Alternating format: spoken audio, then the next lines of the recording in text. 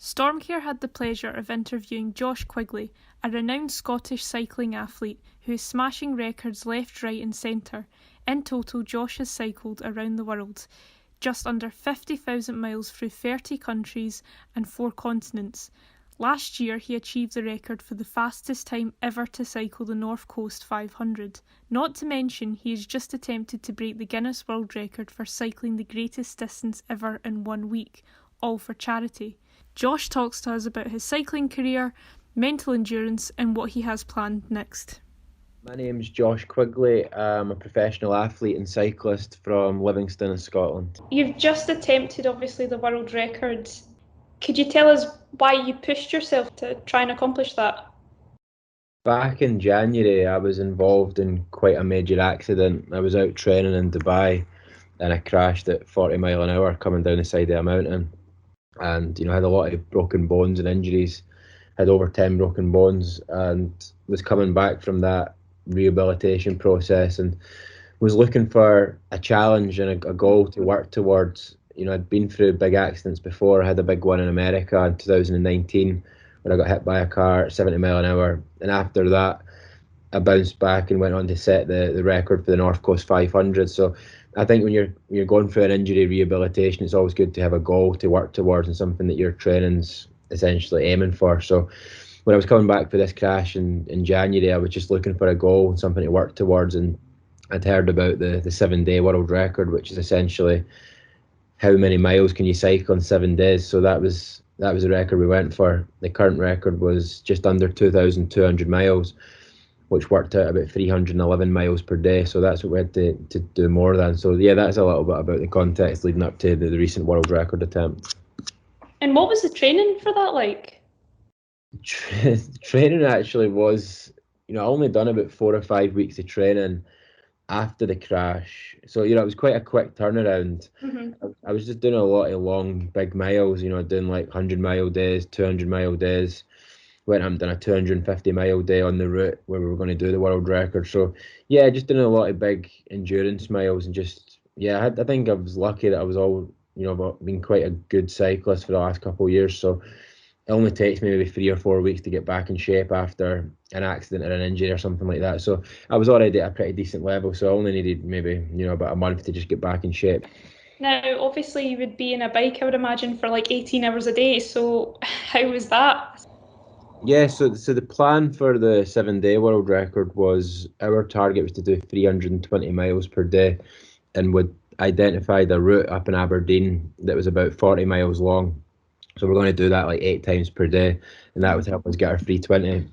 We just wanted to keep it simple, just being in the one route, because Scotland's not exactly the flattest country in the world. So to do 320 miles somewhere in Scotland and keeping it relatively flat as well with little climbing and hills is quite difficult. So we just picked that one route where we were going to do it. And the way I basically broke it down in my mind was, so I was doing like essentially just like the one lap was like 40 miles and then back was another 40. So it was kind of like 80 miles there and back, which what I viewed as one lap. The way I kind of broke it down in my mind was I just broke it down into four stages each day. So like on the first one, I was just thinking to myself, right, first one, just get the first one out of the way. Then when I was on the second one, I was thinking, right, once you've done this one, you're halfway there. So once I'd done that, the day was halfway through. On the third one, I would say to myself, right, the next time you're doing this, it's the last time you're going to do it today. And then when I was on the last one, I was like, right, this is the last time you need to do that today. So I think a big part of it was the mental and psychological way I approached it, because cycling the same route that many times each day can be mentally quite soul destroying. But I think it was also made a lot better as well for the fact that with so much support up in the local area in D-side, there was hundreds of people coming out along the route, because it's quite a small area. It's not like a massive city or anything like that. Quite a big quite a big local community. Sorry. So a lot of people heard about it, because it's not every day a guy comes and starts riding 300 miles past your house. So like a lot of people in the area had heard about it, and so they were coming out to cheer me and support me. And so that really broke the day up as well. And I had some supporters that were coming out every time I passed their house, like 8 times a day. So yeah, the people up in D-side as well, they made it a lot better. And I think without the support on the route, it would have been so much harder. Now, you touched on that a little bit about the mental kind of endurance, and obviously you have said that you want to attempt this record again. What has motivated you to go and attempt this record again? I think because obviously I tried to do it and failed essentially. So, I've tried many things in my life that I've failed before, and I've always went back to them, and I've never been able to just let it go. So going back up there and doing it again was never really a question. It's the only option really. I'm never going to just give up or walk away from it. So I'm not going to stop until I do it. And if I go back up there in July, which is the plan, Mhm. for some reason it doesn't happen again, then I'll be back up there in September or October, and I'll just keep doing it until I eventually get it. It's just, yeah, it's just the way I see things. And, how do you mentally prepare for cycling, ventures like this? I mean, you broke the record for the North Coast 500, so how do you actually psychologically prepare? I think going into like any big world record attempt or something similar to this, I think it's a lot is about commitment. Mhm. Like when you start something, you're going to finish it, and that's it. And so like when I start any of these big challenges and expeditions, the number one thing in your mind is that I'm not going to stop until I finish this. So you're prepared along the way that it's going to be tough, it's going to be painful, it's going to be hard. But I think the secret to some of this stuff is just don't quit, just stay in the race. Like you've always got a chance until you quit. Anytime you quit or you stop, then your chances of succeeding just are gone instantly. But if you're at least still going and you're still moving forward, then you've always got a chance. And so for me, when I was going up to Aberdeen recently to do this world record, my mindset was essentially this is going to be the 7 worst days of my life. Like, this is going to be just brutal, and it's going to be just suffering beyond belief, riding 300 miles a day on the same route, which can be Mhm. quite soul destroying. But, you know, at the end of it, you're going to get a world record. You're going to raise a lot of money for charity. You're going to inspire a lot of people. And for the rest of your life, you can walk around with your head held high as a guy who broke a world record. So that was kind of my mindset going into it. I didn't think it was going to be fun. I didn't think it was going to be enjoyable. I just thought it was going to be hard. It was going to be suffer. I was going to suffer essentially. But in the end, it was all going to be worth it. And I think I knew that because of on the North Coast 500 last year when I set that record, the first like maybe 16 hours of that was relatively easy. I wasn't going that fast. We're pacing it quite well. But then like I had 12 hours throughout the night, which was really difficult. And then for like the final 7 or 8 hours of that was just really hard. I'd been up for over a day, hadn't stopped, I hadn't slept, been on the bike for like 25 hours. And then coming into like the final 2 or 3 hours of that was just suffering in a suffering on a level that I'd never experienced. It was just so painful. It was unbelievable. But arriving at Inverness Castle in 31 hours and 19 minutes and beating the record by 4 minutes, hundreds of people lining the street, hundreds of people at the castle, that moment was by far the greatest moment in my life. And so all that pain and suffering was worthwhile. So I knew going up to Aberdeen that, just suffer for 7 days, and then this moment that you've got on the final day with all those people coming out, setting the record, raising all that money for charity, this is going to be worth it. So yeah, I think that's probably my mindset and how I prepare mentally. You've said that your goal is to win the Tour de France in 2026. How are you preparing for that? Is things in motion? Yeah, that's a big, crazy, hairy, audacious goal that I've been talking about for a couple of years, and it's always going to be my dream. It's always going to be what I'm working towards. It's something that's so far in the future that something that you're not really actively working towards that right now in a lot of ways, because I think with such a big goal, you need to just take it one step at a time, Mhm. and so. I'm so far away from that moment right now, and that's because it's like 5 years in the future. So right now, I think I'm just taking it one step at a time. At this moment in time, right now, there's because of COVID and the pandemic and stuff like that. There's not really any races or competitions on at the moment that I can get involved in. So it's hard to work towards that right now. Just whilst things are so unpredictable and there's nothing I can really do for that. I've just been focusing on world records, record attempts, stuff like that. Things that can keep giving me goals to focus on and to train for. And at the end of the day, it's still training. I'm still on the bike. I'm still becoming a better cyclist with every challenge and thing I do.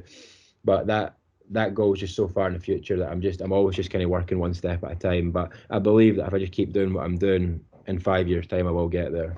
Now, you've obviously cycled near enough all around the world, so where has your favourite place been to cycle?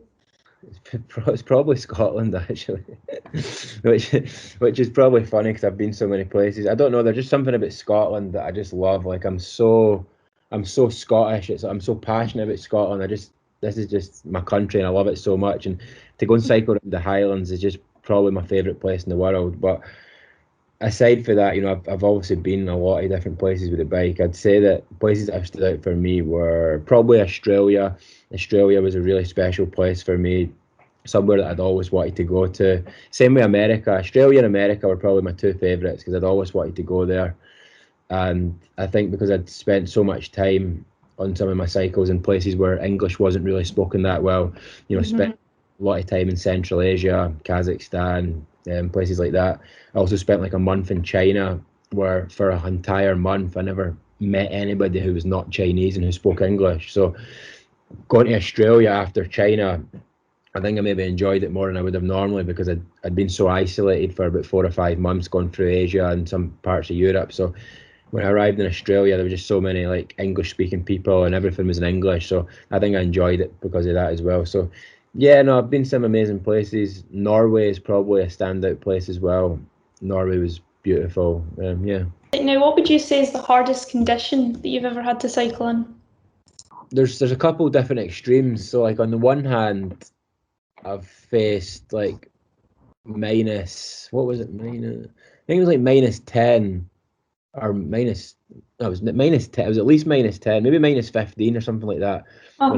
When I was in Finland, that was pretty brutal because you got to the point where you couldn't even cycle because all your water bottles are just totally frozen.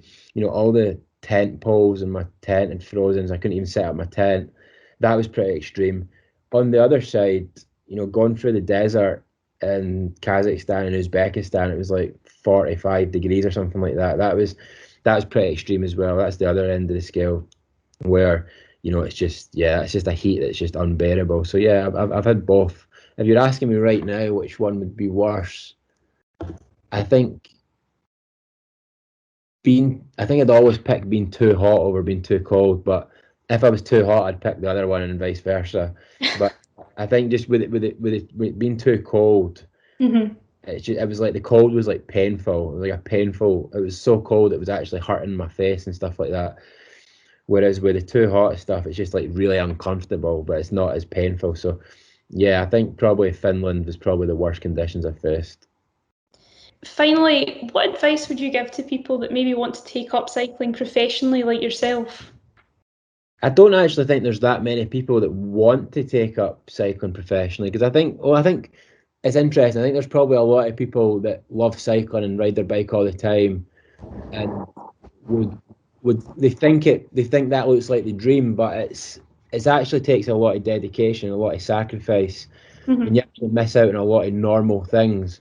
When you think about your life as a professional athlete, is essentially it's like almost like a monk like lifestyle. You're just like training, resting, sleeping, eating really well, and I think that works well for me because I don't think it works well for everybody because most people have got like life commitments and things gets in the way. But like I'm somebody who's sober, like I don't drink, so I think somebody who's sober being a full-time athlete kind of maps really well because you're not doing a lot of things that most people do. You're not going to the pub every weekend and going out for meals and stuff like that. So I think it works quite well for me.